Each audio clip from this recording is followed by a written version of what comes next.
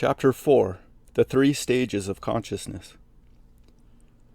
Observation of the actual facts of life seems to show us pretty distinctly that there are three stages or degrees of consciousness, and a consideration of the nature of knowledge, as set out in the foregoing paper, would tend to make us expect such three stages. There is the first stage of simple consciousness, in which the knower, the knowledge, and the thing known are still undifferentiated. Though we cannot observe this directly, nor draw the exact line at which it begins or ceases, we seem to be able to discern its existence clearly enough in the animals. The thought of self as the knower has not arisen upon them, except in low degree and in a few cases, and certainly the thought of the object as distinguishable from the knowledge or perception of it has not arisen. It is the same with very young children and some primitive men, and this non-differentiation of the self in consciousness explains in these cases various facts which are puzzling to us. The horse in the field stands out, patient and placid, through hours or days of cold and rain, simply because, not having a distinct consciousness of itself, cannot pity itself. It feels discomfort, no doubt. It may feel pain, but it does not project itself and think with dismay that itself will be feeling this discomfort, this pain, tomorrow. Small babies have little fear for the same reason. Nevertheless, fear in the higher animals and young children, apart from a mere instinct of escape, is there, and often very strongly. And this shows us that the consciousness of self is dimly beginning. Fear, in fact, is an inevitable accompaniment and means of the evolution of that consciousness. It is the midwife of a birth which in the far past of the human race has accomplished itself with much suffering. The knowledge and perception of animals, therefore, owing to this non-differentiation, and owing to the absence of certain causes of dislocation and trouble, is extraordinarily perfect and untampered. It is from the first a part of nature, and has a cosmic universal quality about it. Their knowledge is, as it were, embedded in the great living intelligent whole of the world. And therefore each special act of knowledge or perception carries with it a kind of aura or diffused consciousness extending far, far around it. We are aware of this aura or fringe of consciousness in ourselves, and the modern psychologists have dwelt much on it. Seton Thompson, in his Wild Animals I Have Known, speaks of them as being, quote, guided by a knowledge that is beyond us. And in his description of the wild horse which, quote, in spite of all reasons to take its usual path, came along another, and so avoided the pitfall set for it, he says, what sleepless angel is it watches over and cares for the wild animals? And again, but the angel of the wild things was with him, and that incomprehensible warning came. This daemonic or quasi-divine knowledge is, as we shall see, largely lost in the second stage of consciousness, but restored again in the third. The second stage is that in which the great mass of humanity at present is. It is that in which the differentiation of knower, knowledge, and thing known has fairly set in. The consciousness of self becomes more and more distinct, and with it the consciousness of an object antagonizing the self. Some folk say they remember the moment when, as quite young children, to them with a sense of alarm self-consciousness suddenly came. They were suddenly terrified at the thought of self, as of a separate item or atom in this vast world. Whether suddenly or gradually, this feeling, of course, has come to everyone. Its arrival can generally be noticed without difficulty in any young child. It is the beginning of a new era in its development, and from that moment life begins to shape round the self. But at the same moment, or very shortly after, the child begins to recognize the self in others, in its mother and those around. And what is curious and interesting, The child ascribes selves also to toys, stones, and what we call inanimate things. In fact, simultaneously with the appearance of the subject in consciousness comes the appearance of the object in consciousness. It is curious that at these early stages the object of knowledge and the knowledge should be differentiated from each other, or begin to be differentiated, but it is so. The child feels not only, as we do, that there is a personality behind the appearance of its mother, but that there is something behind these stocks and stones, and personifies them also. So does the savage. It is the period of fetishism, which correlates with and accompanies the first evolution of the idea of self.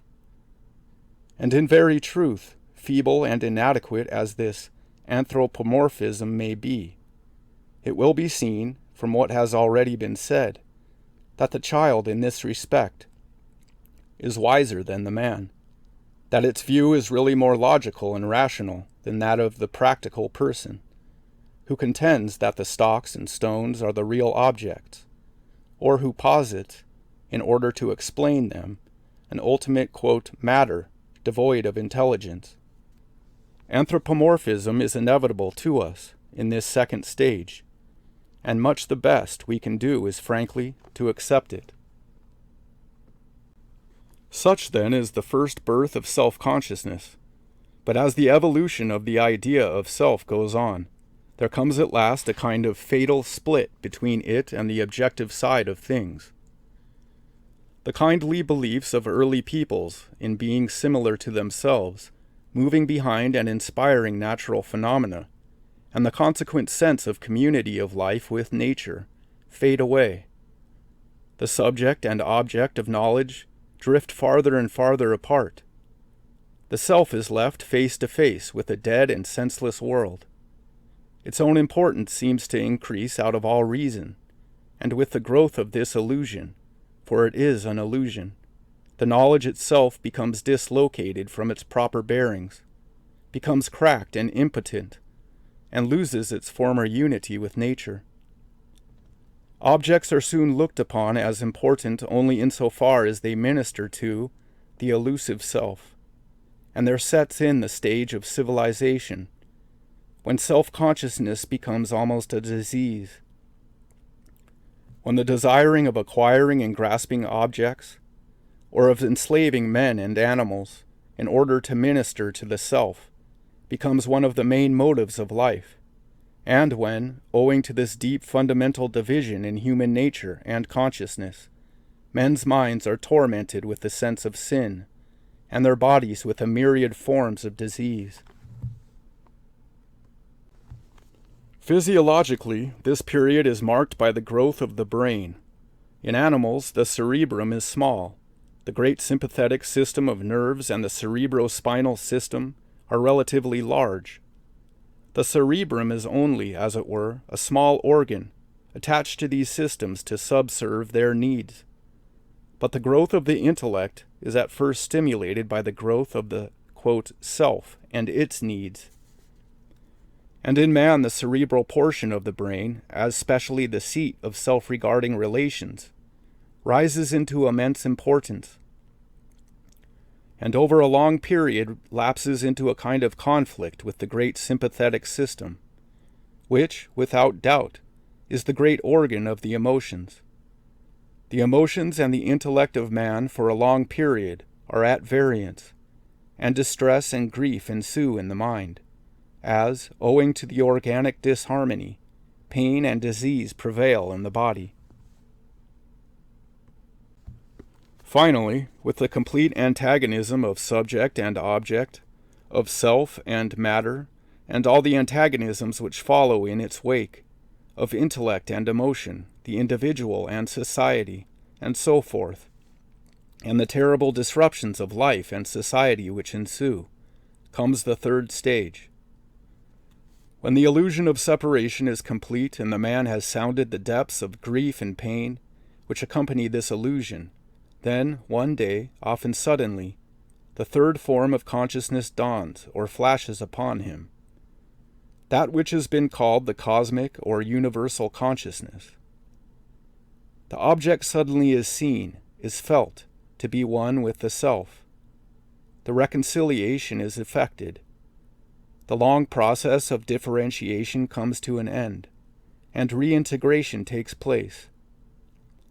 The knower, the knowledge, and the thing known are once more one.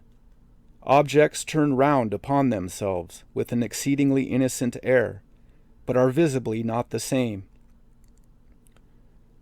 This form of consciousness is the only true knowledge. It is the only true existence.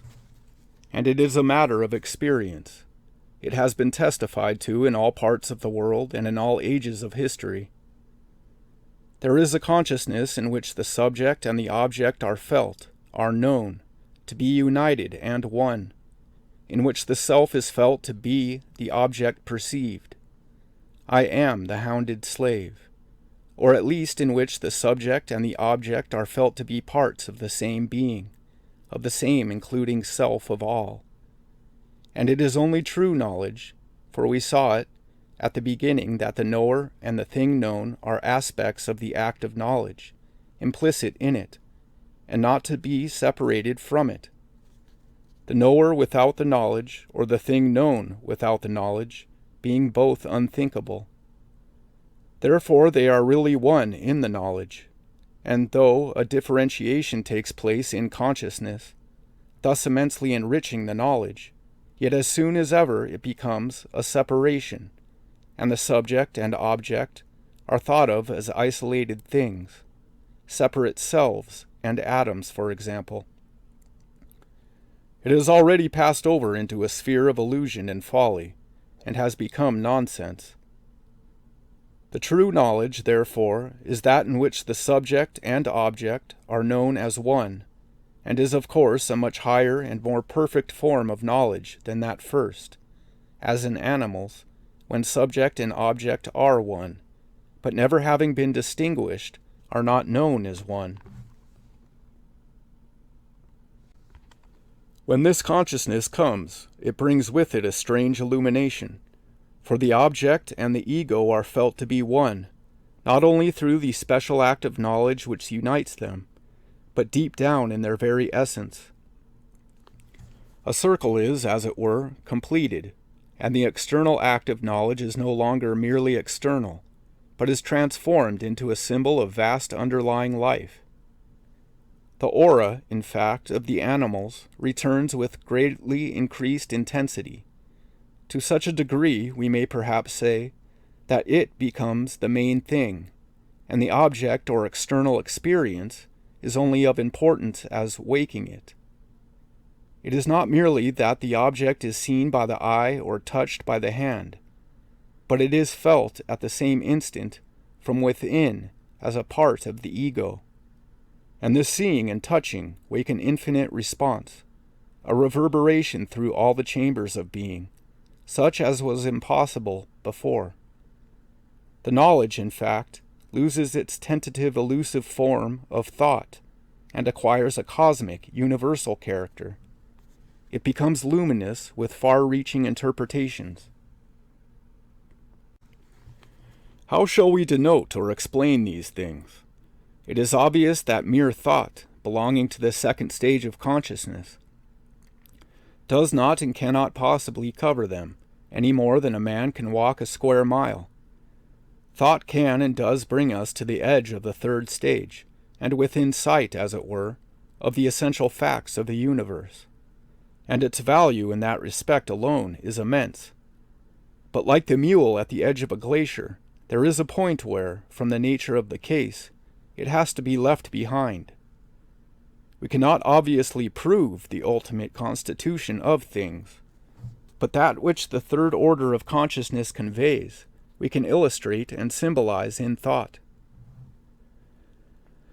To illustrate the two orders of consciousness we may, for instance, figure a tree, in which two leaves observe each other externally for a long enough time, mutually exclusive, and without any suspicion that they have a life in common.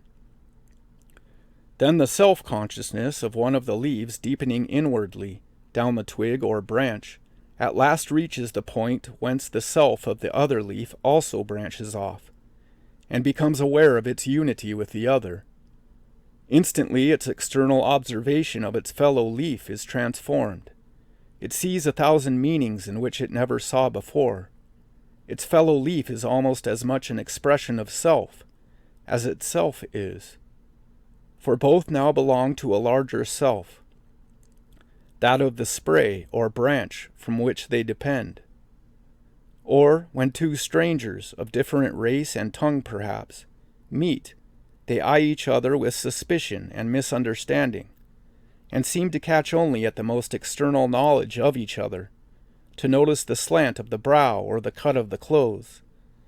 But when two folk know each other in the sense of love, love being a consciousness of the third kind, instantly a word or a glance of the eyes in the external world reveal abysmal depths in the two selves, and a sense of age-long union. Without the external knowledge, the two could not know either themselves or the other person, since, as we have seen, the self without the knowledge is unthinkable. But in the second case, the knowledge is transformed, and reveals meanings and depths of the self imagined before. In the case of two persons, the transformation of knowledge in the third stage of consciousness is easy to understand, since here the so-called subject and object are commonly recognized to be of the same nature, and to have some degree of identity. But in the case of a man observing, say, a tree, we find it more difficult. Yet in truth, the process appears to be quite similar. Some people, like Jacob Boehme, the mystic, have been conscious of the hidden qualities of plants and trees they looked on, and innumerable instances of second sight, well authenticated, most convince us that, in cases, the direct external act of perception brings with it far outlying and underlying tracts of knowledge and illumination. The external knowledge is transformed by being brought into relation with the original source of knowledge, or the unity of all beings. It is, in fact, that hidden knowledge realized and made external. To borrow a simile from electricity, the luminous are springs into being when the circuit is complete, and is the evidence and manifestation of that completeness. This third mode of consciousness is, I say, the only perfect knowledge, for the first mode, though nearer to the third than the second is merely inchoate, while the second mode is sheer illusion. It, the second mode, is all built upon the separation of the self from the knowledge and from the object, or from other selves. It is therefore built upon an illusion, and is itself illusion. Its form is not true knowledge, but thought. Thought is an aspect. It is the last disintegration of knowledge. It is the fact seen from just one most particular and separate point of view. The hidden fact being the unity of my, quote, self with that of the tree. All my thought about the tree is an attempt to get at that fact from ever-shifting, ever-countless sides, but remains profitless, barren, productive of little but unrest and disappointment, till the moment when the reintegration takes place, subject and object close in one, and the innumerable thoughts fusing in the intense heat of union, lose their separateness and merge in perfect light. Herbert Spencer touches this point with a kind of unwilling illumination when, speaking of the impossibility of knowing the substance of mind, he says, quote, "A thing cannot at the same instant be both subject and object of thought, and yet the substance of mind must be this before it can be known. Certainly a thing cannot at once be subject and object of thought, or of the second stage of consciousness, because this stage is built on the separation and antagonism of subject and object. But that a thing may be subject and object of the third stage, experience shows, and the thing, that thus becomes both subject and object, is the self, which corresponds to Spencer's substance of mind. Thus we conclude that the self or substance of mind, though it cannot be known in the second stage, may or must be known in the third stage of consciousness, and indeed that this is the only way in which it can be known. Of the existence of this third form of consciousness, there is evidence all down history, and witnesses, far removed from each other in time and space and race and language, and perfectly unaware of each other's utterances, agree so remarkably in their testimony that there is left no doubt that the experience is as much a matter of fact as any other human experience, though the capacity for it is of course not universal. The authors of that extraordinary series of writings, the Upanishads, founded evidently the whole of their teaching on this experience. Their object in the teaching was to introduce others to the same knowledge. Quote, "He who beholds all beings in the self, and the self in all beings, he never turns away from it. When to a man who understands, the self has become all things, what sorrow, what trouble, can there be to him who once beheld that unity? Tat tavam asi, thou art that, says his father to Svetaketu, pointing to object after object, and trying to make him feel that the subtle essence of all things is his true self. Knowledge has 3 degrees, says Plotinus: opinion, science, illumination. It, the last, is absolute knowledge founded on the identity of the mind, knowing with the object known.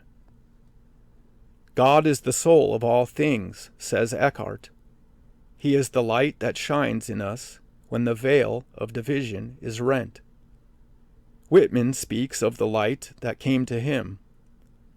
Light rare, untellable, lighting the very light, beyond all signs, descriptions, languages, and says, strange and true, that paradox hard I give. Objects gross and the unseen soul are one. And Tennyson, in a well-known passage, distinguishing the ordinary knowledge from the other, says, for knowledge is the swallow on the lake, that sees and stirs the surface shadow there, but never yet hath dipped into the abysm of all abysms, beneath, within, the blue sky and sea, the green of earth, and in the millionth of a grain, which cleft and cleft again for evermore, and ever vanishing never vanishes. And more, my son, for more than once when I sat all alone, revolving in myself, that word which is the symbol of myself, the mortal limit of the self was loosed, and passed into the nameless as a cloud, melts into heaven. I touched my limbs, the limbs were strange, not mine, and yet no shadow of doubt, but utter clearness, and through loss of self, the gain of such large life as matched with ours, were sun to spark, unshadowable in words, themselves but shadows of a shadow world. And so on. But it is not only the great prophets and seers who prove to us the existence of another stage of consciousness. For to almost all mankind flashes or glimmers of the same thing come in those moments of exaltation or intuition, which form the basis of religion, art, literature, and much even of practical life.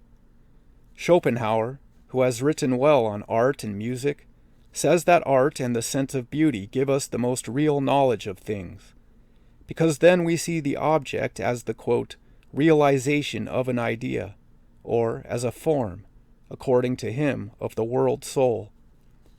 And the beholder, who has the same world soul within himself, becomes the clear mirror of the object, and the distinction of the subject and object vanishes. And everyone, whether he agrees with Schopenhauer or not, must have felt in poetry, music, and art generally, and in all cases where the sense of beauty is deeply roused, that strange impression of passing into another world of consciousness, where meanings pour in and illuminate the soul, and the distinction between subject and object vanishes. The evidence, I say, for the existence of this third stage of consciousness is ample and convincing, and though to do the subject justice would require a volume, yet we can see even from what has already been said that this cosmic sense is perfectly normal and in the line of human progress, and that it surpasses the ordinary consciousness of the second stage as far indeed as that surpasses the first. It is indeed, from its very nature, as already explained, or the union of subject and object, the only true and absolute knowledge, and this view of it is corroborated by the testimony of those who have experienced it. It is also the only true existence, at least that we can imagine, for as we have seen, the world consists of what is known, or of what enters into consciousness. Consciousness is existence, and the perfect consciousness is the perfect and true existence. That universal consciousness, by and in which the subject knows itself absolutely united to the object, is absolute existence, or being.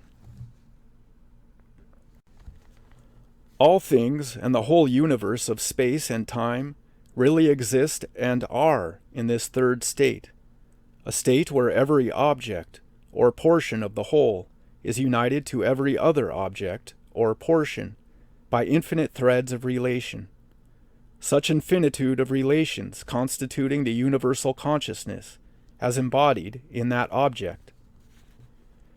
This is the state of absolute being in which all things are, and from which the things which we ordinarily see and know proceed by disintegration or ignorance. It is the state from which they lapse or fall by disintegration into ordinary consciousness or thought. That is to say, the real tree exists, and can be seen in the resplendent light of the universal consciousness. But the tree which we ordinarily look upon is only the merest aspect of its infinitude, a few isolated thoughts or relations, which the botanist or the woodman may happen to separate off and call the tree, the method of ignorance. All the universe exists, and is in this third state of consciousness, but we in the strange condition of illusion which belongs to the second stage, exiles from the Eden garden, persuaded of the separateness of our individual selves, and unable to enter into true knowledge, are content to gnaw off tiny particles, which we call thoughts, from the great reality. Assimilating and digesting these as best we can, we are persuaded that some day, putting all the results together, we shall arrive at the reality. But the quest by this method is obviously hopeless. Infinities of infinity stretch before us, and vistas of brain-gnawing misery. Arrive doubtless we shall, but it will be by another route. One day when man has passed the, quote, rodent stage, he will enter quite naturally and normally into another world of being, surpassing that in which he now lives, as much as the present surpasses the world of simple consciousness, belonging to the snail or the fish. Then, though he will perceive that his illusions of thought and self have not directly opened the door for him, he will find that they have fitted him for a realization of the truth, such as perhaps he could have obtained in no other way.